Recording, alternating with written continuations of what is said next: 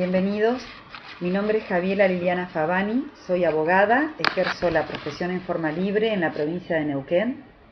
y soy maestrando de la Maestría de Derecho Procesal de la Universidad Nacional de Rosario.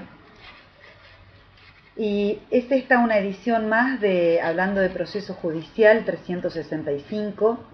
iniciativa habida a instancias del profesor Adolfo Alvarado Belloso, quien dirige la maestría. En esta oportunidad voy a compartir con ustedes algunas reflexiones sobre la inconstitucionalidad de las medidas autosatisfactivas. Las medidas autosatisfactivas fueron concebidas por un sector de la doctrina procesalista argentina, concretamente por el activismo judicial,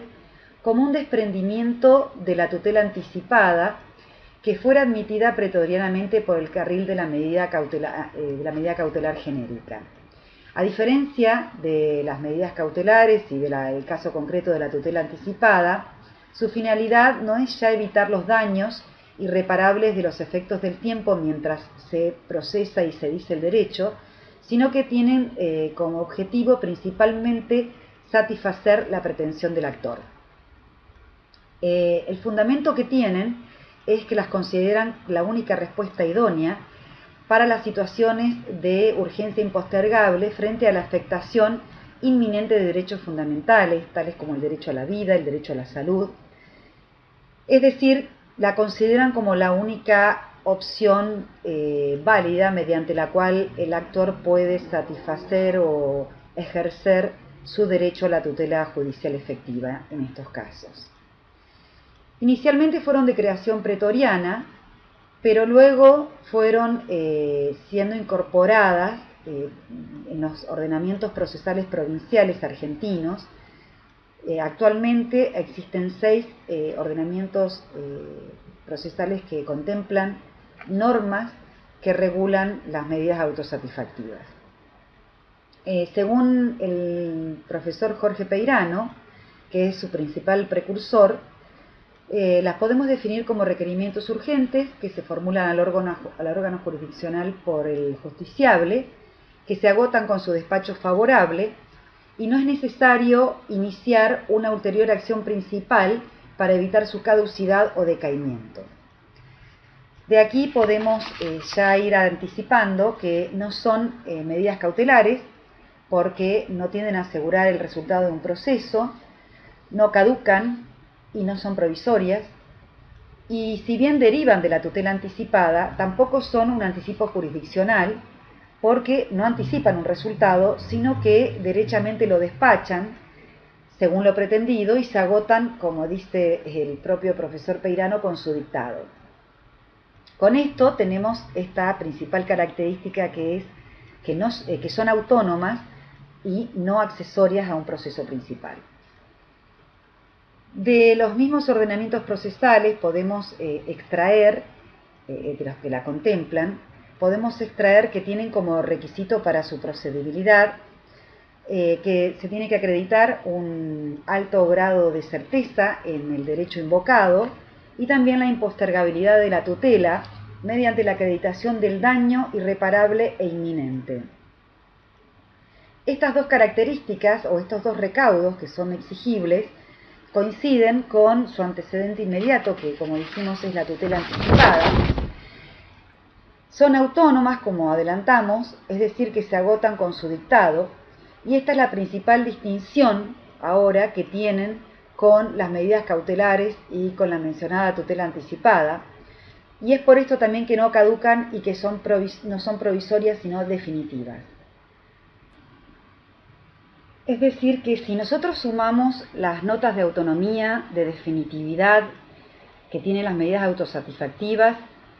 más la inexistencia de contradicción previa que exige todo debido proceso, advertimos que el demandado o el afectado por la medida autosatisfactiva va a ser privado de sus bienes sin que exista, y de su propiedad o de sus derechos, sin que exista una sentencia previa concebida esta como acto jurisdiccional. ¿Esto por qué? Porque es claro que el juez, cuando dicta una medida autosatisfactiva, no está llevando a cabo actividad jurisdiccional. sino que es el ejercicio de una actividad cuasi administrativa. En lugar de dirimir un conflicto, luego de transitado un proceso y de arribar al acto de sentenciar como resultado y decir el derecho a partir del debate y del material aportado por ambas partes, el juez en las medidas autosatisfactivas se dedica derechamente a satisfacer una necesidad, a satisfacer la necesidad del actor como si se tratara del poder ejecutivo, del poder administrador o de un benefactor, pero nada más que en este caso con bienes del demandado. Entonces, vamos ahora, retomamos, tenemos en claro que hay un corrimiento, hay un desvío en la función del juez, en el caso de las medidas autosatisfactivas, se aleja de la función jurisdiccional para entrar en función administrativa, y todas estas afectaciones y estas tergiversaciones que estamos viendo,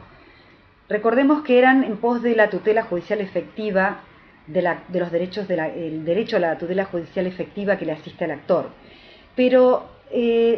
según el Pacto de San José de Costa Rica, en su artículo 8, tenemos que la tutela judicial efectiva es un derecho bifronte, le asiste tanto al actor como al demandado, es para todo el que interviene en un proceso, no es solamente para el actor. No puede haber ningún tipo de solución judicial o jurisdiccional que importe el ejercicio de la tutela judicial efectiva para el actor y negarlo a este ejercicio para el demandado.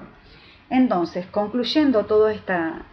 estos datos y estos señalamientos que venimos haciendo, tenemos que las medidas autosatisfactivas son claramente inconstitucionales e inconvencionales, en tanto como quedó demostrado, afectan irremediablemente el derecho de propiedad, el derecho de defensa,